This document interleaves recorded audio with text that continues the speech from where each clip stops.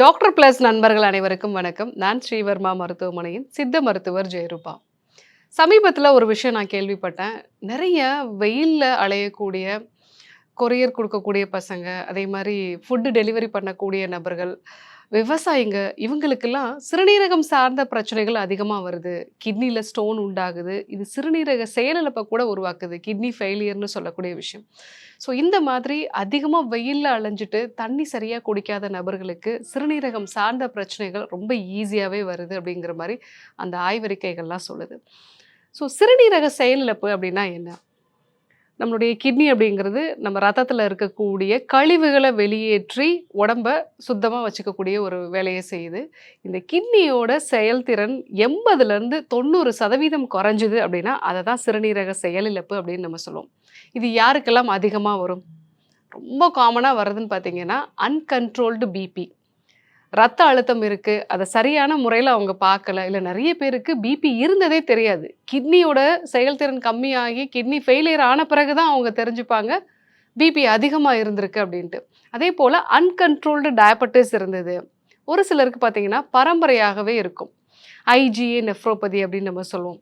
அவங்களுக்கு பரம்பரையாகவே அவங்க கிட்னி செல்லுக்கு எதிரா சில ஆன்டிபாடிஸ் அவங்களுடைய ரத்தத்தில இருக்கும். அதே போல் பாலிசிஸ்டிக் கிட்னி அப்படின்னு நம்ம சொல்லுவோம்.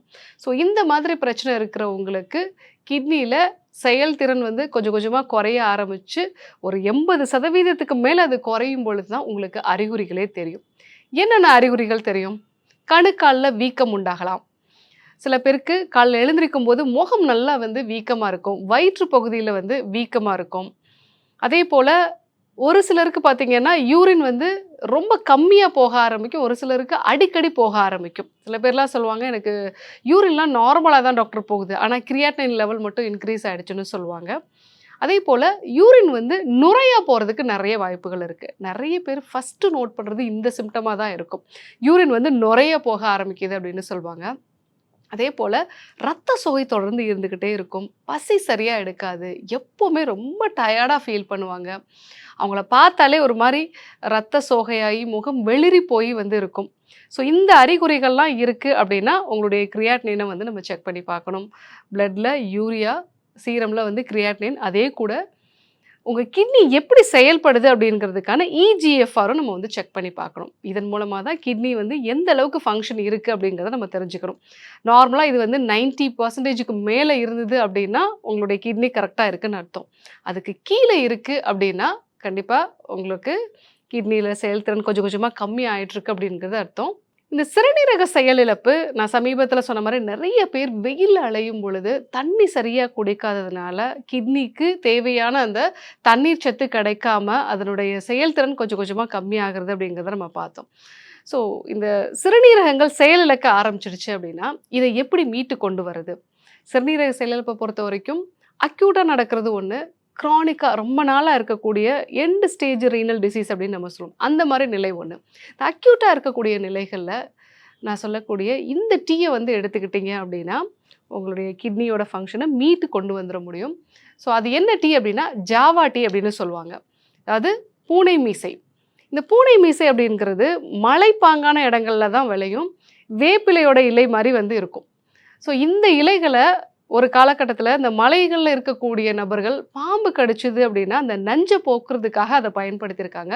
பாம்பு கடிக்கும் போதும் ஒரு சில பாம்புகள் கடிக்கும் பொழுது நம்ம ரத்தத்தில் புரோட்டீன் வந்து வெளியாகி ஸோ அதில் வந்து மாற்றங்கள் நடக்க ஆரம்பிக்கும். அதே மாற்றம் தான் கிட்னி சம்மந்தமான பிரச்சனைகள்லேயும் நடக்குது. ஸோ இதை ஆக்சிடென்டலாக எடுத்துக்கும் பொழுது தான் கிட்னி சம்மந்தமான பிரச்சனைகளில் நல்ல ஒரு மாற்றம் வரதை வந்து நிறைய பேர் உணர்ந்து இப்போ அதை பற்றி நிறைய ரிசர்ச்சும் வந்து நடந்திருக்கு. இது வந்து பூனை மீசை செடி அப்படின்னு சொல்லுவோம். ஸோ இந்த பூனை மீசை செடியினுடைய இலைகளை ஒரு 10 இலைகள் காலையில் நம்ம கொதிக்க வச்சு வெறும் வயிற்றில் எடுத்துக்கிட்டோம் அப்படின்னா உங்களுடைய கிரியாட்டினின் அளவு நல்லாவே குறைய ஆரம்பிக்கும். கிட்னி ஃபங்க்ஷனும் நல்லா இம்ப்ரூவ் ஆகும். இதில் இன்னொரு ஒரு அடிஷ்னல் பாயிண்ட் என்ன அப்படின்னா டயபெட்டிஸ் இருக்குது அப்படின்னா அதனோட அளவும் வந்து குறைய ஆரம்பிக்கும். ஒருவேளை உங்களுக்கு பிபி அதிகமாக இருந்தது, மாத்திரைகள் எடுத்துக்கிறேன் ஆனாலும் எனக்கு குறையல அப்படின்னா இந்த பூனை மீசை எடுத்துக்கும் போது பிபியோட அளவுலையுமே கொஞ்சம் மாற்றங்கள் வரதை பார்க்கலாம். ஆனால் சுகரில் நல்ல ஒரு சேஞ்சஸ் வந்து வரும். ஸோ இந்த பூனை மீசையை பொறுத்த வரைக்கும் யூரோப்லலாம் என்ன சொல்லுவாங்க அப்படின்னா இதை வந்து இண்டிகேஷன் தெரப்பி அப்படின்னு சொல்லுவாங்க. யூஸ்வலாக கிட்னி சம்மந்தமான பிரச்சனை இருக்கிறவங்களுக்கு டயூரிட்டிக் அதாவது உடம்புலேருந்து நீரை வெளியேற்றுறதுக்காக ஏதாவது ஒரு மூலிகையோ, மருந்தோ குடுக்குறாங்க அப்படின்னா, உடம்புல இருக்கக்கூடிய எலக்ட்ரோலைட்ஸ் முக்கியமா இந்த பொட்டாசியத்த எல்லாம் வந்து பாதிக்க ஆரம்பிச்சிடும். ஸோ அந்த மாதிரியான நிலைகள்ல இதயம் சம்பந்தமான பிரச்சனைகள், இதய துடிப்பு அதிகமாகிறது, படபடப்பாகிறது, இதய செயலிழப்பு மாதிரியான பிரச்சனைகள் வந்து வர ஆரம்பிக்கும். ஆனால் இந்த ஜாவா டீல பார்த்தீங்க அப்படின்னா, இதயம் சார்ந்த பிரச்சனைகள் வர்றதுக்கான அந்த பொட்டாசியம் செயல்பாட வந்து இது கரெக்ட்டா மெயின்டெயின் பண்ணும். ஸோ உடம்புல இருக்கக்கூடிய நீர மட்டும் வெளியேற்றும். எலக்ட்ரோலைட்ஸ கரெக்ட்டா பேலன்ஸா வச்சுக்கும். ஸோ அதனால தான் இந்த ஜாவா டீய வந்து உங்களுடைய சிறுநீரகம் செயலிழந்த ஒரு நிலையில கூட மீட்டு கொண்டு வர முடியும். அதுவும் ஆரம்ப கட்டத்திலே இத நம்ம வந்து குடுக்க ஆரம்பிச்சுட்டோம் அப்படின்னா, கண்டிப்பா டயாலிசிஸ் போகாம தவிர்த்துக்கலாம். இதே போல இன்னும் 2 மூலிகைகள வந்து நம்ம பயன்படுத்தலாம். அதுல ஒண்ணு புனர்னவான்னு சொல்லக்கூடிய மூக்கிரட்டை. இந்த மூக்கிரட்டைய பொறுத்தவரைக்கும், இதனுடைய பேரே பார்த்தீங்க அப்படின்னா, புனர்னவா. அதாவது ஒரு மறுஜென்மம் கொடுக்கக்கூடிய ஒரு விஷயமா தான் இருக்கும். இந்த புனர்னவா இலைகளையும், அந்த செடியையுமே நம்ம டீ மாதிரி எடுத்துக்கும் பொழுது, நம்ம கிட்னி செல்கள புதுப்பிக்கக்கூடிய ஒரு தன்மை அதற்கு உண்டு. மெயினா கிட்னிய பொறுத்தவரைக்கும், அந்த செல்கள் வந்து ஸ்காரிங் அப்படின்னு சொல்லுவாங்க. அது தழும்பா மாறிடும். அதனால தான் அது எந்த வேலையுமே செய்யாம மீட்டு கொண்டு வர முடியாத ஒரு நிலைக்கு போயிடும். ஸோ அந்த தழும்பா மாறக்கூடிய நிலைய வந்து சரி செய்யக்கூடியது தான் இந்த புனர்னவா அப்படிங்கிறது. அதேபோல இன்னொரு மூலிகை தான் நெரிஞ்சில். இந்த நெரிஞ்சில் அப்படிங்கிறது கிட்னி செல்கள்ல இருக்கக்கூடிய அழுத்தத்த வந்து குறைக்கும். ஸோ கிட்னி செல்கள் வந்து கொஞ்சம் கொஞ்சமா அழிஞ்சிட்டு வரக்கூடிய நிலைகள்ல நெரிஞ்சில் சார்ந்த மருந்துகளையோ, இல்ல நெரிஞ்சில் டீயோ எடுத்துக்கும் பொழுது, அந்த கிட்னில இருக்கக்கூடிய அழுத்தத்த வந்து இது குறைக்கும். ஸோ சிறுநீரகங்கள்ல பாதிப்பு இருக்கு அப்படின்னா, ஒரு 10 பூனை மீசை இலை, 1 டீஸ்பூன் அளவுக்கு நெரிஞ்சில் விதை, ஒரு 10 கிராம் அளவுக்கு மூக்கிரட்டையினுடைய அந்த முழு சமூலமுமே, அந்த கொடி, அந்த இலை எல்லாமே சேர்த்துட்டு, ஒரு 4 டம்ளர் தண்ணி விட்டு 1 டம்ளரா காய்ச்சி வடிகட்டி, காலையில வெறும் வயித்துல நம்ம எடுத்துக்கிறோம் அப்படின்னாலே, இந்த கிரியாட்டினினோட அளவு படிப்படியா குறைய ஆரம்பிக்கும். இது கூட உங்களுடைய சர்க்கரையும் வந்து பேலன்ஸ்டா வச்சுக்க வேண்டியது அவசியம். உங்களுடைய பிபிய வந்து கரெக்ட்டா மெயின்டெயின் பண்ணணும். ஒருவேள உங்களுக்கு குடும்பத்திலே இந்த பிரச்சனை இருந்தது அப்படின்னா, அதற்கான சிகிச்சை முறைகளை நம்ம வந்து ஃபாலோ பண்ணணும். ஸோ இந்த கிட்னி சம்மந்தமான பிரச்சனை இருக்கிறவங்கள்ல என்ன உணவு எடுத்துக்கிறது அப்படிங்கிறது தான் ரொம்ப ஒரு கஷ்டமான ஒரு விஷயமா இருக்கு. ஏன்னா உப்பே எடுத்துக்க கூடாதுன்னு சொல்றாங்க. காய்கறிகள் எல்லாமே வந்து வேக வச்சு தண்ணீரெல்லாம் இருத்துட்டு தான் எடுத்துக்கணும்னு சொல்றாங்க. என்ன உணவு சாப்பிட்றதுனே தெரியல. ரொம்ப வந்து ஸ்ட்ரெஸ் ஆகக்கூடிய ஒரு நிலை இந்த உணவுனால தான் உண்டாகும். என்னென்ன உணவுகள்லாம் எடுத்துக்கலாம்னு பார்த்தீங்கன்னா, சின்ன வெங்காயம் அடிக்கடி சேர்த்துக்கலாம். இதில இருக்கக்கூடிய குர்சிட்டின் அப்படிங்கிறது அந்த கிட்னில உண்டாகக்கூடிய ஆக்சிடேட்டிவ் ஸ்ட்ரெஸ்ஸை வந்து குறைக்கும். அதே போல் குடைமிளகாய் வந்து எடுத்துக்கலாம். குடைமிளகாயில் இருக்கக்கூடிய வேதிப்பொருட்களுமே கிட்னில உண்டாகக்கூடிய ஸ்ட்ரெஸ்ஸை வந்து குறைக்கும். ஸோ 3வதா வெண்பூசணி எடுத்துக்கலாம். இந்த வெண்பூசணி அப்படிங்கிறது ஒரு டயூரிட்டிக்காக செயல்படும். கிட்னியோட வேலை இது கொஞ்சம் வந்து எடுத்துக்கிறதுனால உங்களுக்கு சப்போர்ட்டிவாக இருக்கும். அதே போல் சுரைக்காய் இல்லைன்னா சுரைக்கொடி, அந்த கொடியவே வந்து சீரகம் சேர்த்து கொதிக்க வச்சு எடுத்துக்க சொல்லலாம். நிறைய பேருக்கு அது வந்து பாடியில் இருக்கக்கூடிய அந்த நீரை எல்லாத்தையுமே வந்து வெளியேற்றும். வெண்பூசணி, சுரைக்காய், சுரைக்கொடி இதெல்லாமே வந்து எடுத்துக்கலாம். பப்பாளி எடுத்துக்கலாம். இந்த பப்பாளியில் இருக்கக்கூடிய ஆன்டி ஆக்சிடென்ட்டும் அந்த சிறுநீரகங்களில் உண்டாகக்கூடிய பாதிப்புகளை வந்து கம்மி பண்ணும்.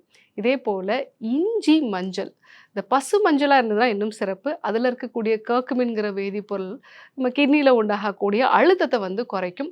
மெயினாக அந்த பிபி அதிகமாகி கிட்னி செல்களில் உண்டாகக்கூடிய பாதிப்பையும் வந்து இது குறைக்கும். இஞ்சியில் இருக்கக்கூடிய ஜிஞ்சரால் அப்படிங்கிற வேதிப்பொருள் ஒரு பெஸ்ட் ஆன்டி இன்ஃப்ளமேட்டரி. ஸோ இதையும் அடிக்கடி அவங்களோட உணவில் வந்து சேர்த்துக்கலாம். ஸோ அதே போல் ரொம்ப டயர்டாக இருக்குது அப்படின்னு சொல்லும் பொழுது சாதம் வடித்த கஞ்சியை நல்லா கொஞ்சம் டைலூட் பண்ணி நம்ம எடுத்துக்கலாம். ஸோ அந்த மாதிரி எடுத்துக்கும்போது இது பிளட் யூரியா நைட்ரஜன், அதாவது பன் அப்படின்னு சொல்லுவாங்க, அதை அதிகப்படுத்தாமல் ஸோ உங்களுக்கு ஒரு எனர்ஜியை கொடுக்கறதுக்கு இதை வந்து யூஸ் பண்ணிக்கலாம். ஸோ இந்த மாதிரியான உணவுப் பொருட்கள் எல்லாமே நீங்கள் வந்து சேர்த்துக்கிட்டீங்க அப்படின்னா உங்களுடைய கிட்னி வந்து புதுப்பிக்கப்படும்.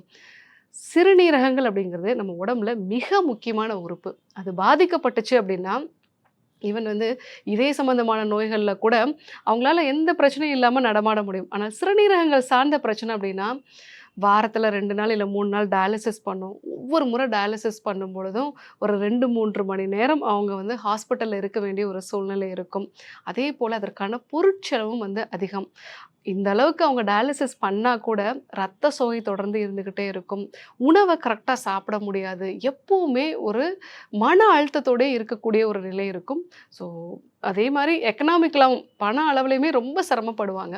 ஸோ சிறுநீரகங்கள் சார்ந்த பிரச்சனை அப்டின்னா, ஆரம்ப கட்டத்திலேயே நான் சொன்ன இந்த ஜாவா டீ இதெல்லாம் எடுத்துக்கிட்டீங்க அப்டின்னா, இந்த கிரியேட்டினினோட அளவ அதிகமாகாம நம்ம தவிர்த்துக்கலாம். அதே சமயத்தில உணவு முறைகள்லயும் நல்ல மாற்றத்த கொண்டு வரும் பொழுது, சிறுநீரகங்கள் செயலிழந்தாலுமே அத வந்து மீட்டு கொண்டு வர முடியும். ஸோ இன்னைக்கு செயலிழந்த சிறுநீரகத்த மீட்டு கொண்டு வரக்கூடிய ஜாவா டீ பத்தி நம்ம தெரிஞ்சுக்கிட்டோம். ஸோ கண்டிப்பா ஃபாலோ பண்ணி பாருங்க. ஸோ கிட்னி சம்மந்தமா வேறு ஏதாவது உங்களுக்கு சந்தேகங்கள் இருக்கா? இல்ல இந்த ஜாவா டீ பத்தி வேற ஏதாவது தெரிஞ்சுக்கணும் அப்டின்னா, நீங்க கமெண்ட்ல சொல்லுங்க. அதற்கான தகவல அடுத்தடுத்த வீடியோக்கள்லயோ, இல்ல இந்த கமெண்ட்ஸ்லயோ நான் வந்து சொல்ல முடியுமான்னு பார்க்குறேன். இதே போன்று இன்னொரு ஒரு அற்புதமான தகவலோட உங்கள சந்திக்கிறேன். நன்றி, வணக்கம்.